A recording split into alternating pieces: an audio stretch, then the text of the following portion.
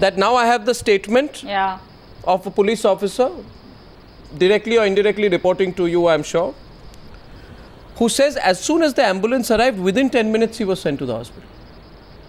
How do you know, Ms. Shankar? How do you know, Ms. Shankar? Let me complete, please. How do you know, Ms. Shankar, that those 10 minutes were not critical to the life of the person involved? Now, what I am telling you is that everybody is constantly blaming the police. So, we have ordered an inquiry on absolutely electronic facts, which electronic facts, the most powerful police in the country cannot fudge. 1 minute, one minute. This display of electronic forensic facts is not very impressive. I have a statement here, a statement of the police officer involved. Now you can turn around and say the police officer is also lying, because the police officer is saying, never say that. You didn't say that, right? No, why should I say that? So you have not said that. No. Now my question to you is that the police officer says as soon as the ambulance arrived, within 10 minutes he was taken to the hospital. Ms. Anuradha Shankar, can I ask you tomorrow, if there's another dying man, will you say that, just wait, 10 minutes won't make a difference. Let me do my job, I'll send you in 10 minutes. And if you happen to die on the way, don't make a big fuss about it. Tell me, how do you know the 10 minutes are not critical to the person's life? Of course, it might be critical, and I'm telling you that it's a very unfortunate fact that this thing happened. But I'm telling you that the way the now you're changing your position turned towards the police is, no, I'm not changing. I'm quite firm on this. You first began by saying there was no delay. Yes, there was no delay. But then you just agreed that the person himself has said there was a 10-minute delay.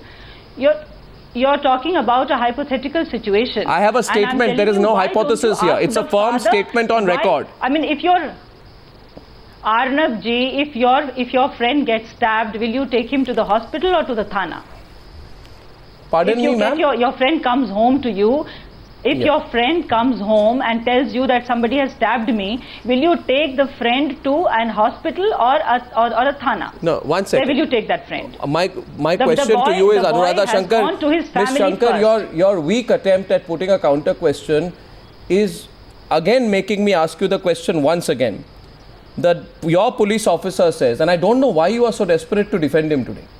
Your police officer says when the ambulance came, ma'am, are you worried that if he is held culpable, you will also be held culpable?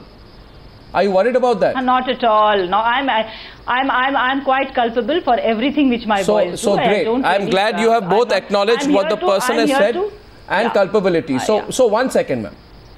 No, I'm not. How do you know that those 10 minutes did not make a fact? Because how do you know those? I do not know whether they are 10 minutes. No.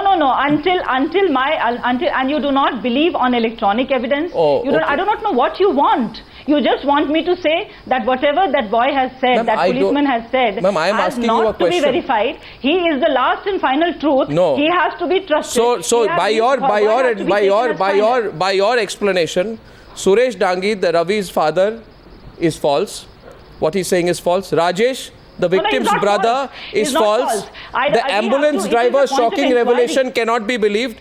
Even your police officer, what he has said may not be the truth. I'm not saying everything. Because you have some electronic evidence. Everything is under the purview of inquiry. I said there is an inquiry. And who will carry out the inquiry, and we will have to wait for people's statements to be proven. Who will carry out the inquiry? The DIG. The DIG. Who does the DIG report to? He's a very fine officer. 1 second. Who does the DIG report to? To me, to the DGP. So, but you have made up your mind. Report to me. No, I haven't made up my mind. Prima facie, I said there doesn't seem to be any homicidal everything I've heard, you made up your mind. Why are you having an inquiry? Close the inquiry. Why have an inquiry? You've made up your mind. No, there is. No, because I have some facts in my hand. I'll show so if you have the facts, if you have made up your mind, then why are you having an inquiry? Close it down. No. The inquiry has to be given. Why? An inquiry is not a formality. To you come and take it from me. Ms. Shankar. No, it's not a formality. I have got absolutely unprovable facts. Hear it from Mr. Kaul now. Mr. Kaul, in a situation where a person is in a critical condition, can a 10-minute delay be allowed to happen?